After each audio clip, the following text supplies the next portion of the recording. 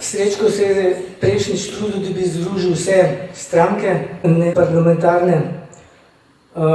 Meni pa skozi od Dragana Petrovca, kaj je najbolj državotvorno. On je rekel upor.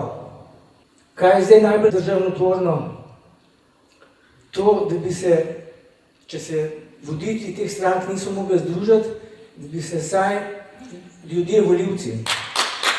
Ali pa apeliram zdaj na vodje teh manjših strank, da bojo toliko pošteni do sebe in do volivcev, da bojo rekli, gledajte, malo šans imamo, dajte naši sledilci, volite rajš, ne vem, dve največji izven parlamentarne stranki, ali pa listi.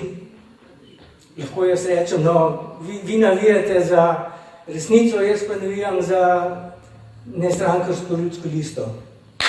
Pač, z njimi se delujem in so v redu. Mislim, da imata te dve največ šans. Tako da razmislite, kaj je najbolj državotvorno,